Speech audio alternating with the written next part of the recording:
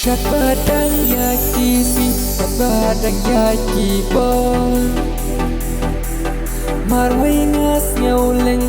hanga piwan ban pao Hari kacing pos niu kat pinga yakin du Kat no musim katrang kat pi bandon pingka Kat no ngas nyauling banyak berkat ya pi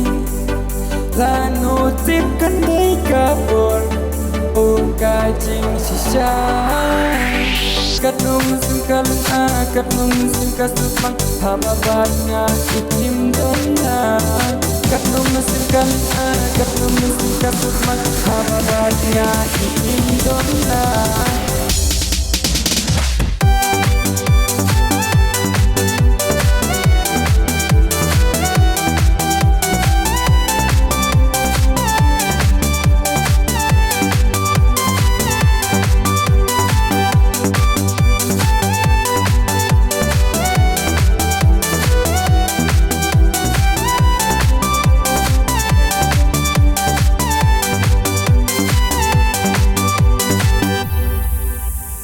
Da ini isu jiwai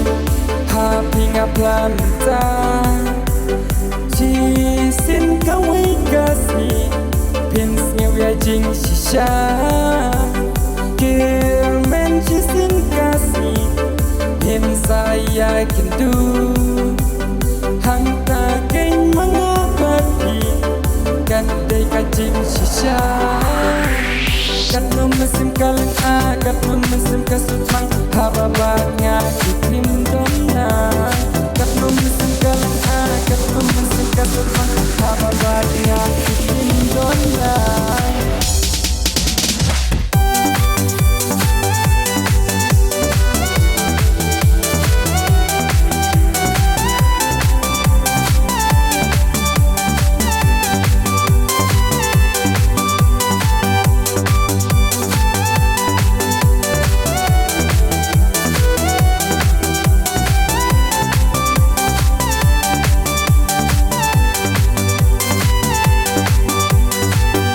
mesin kaleng kat nung mesin kasutmang haba banya itim dona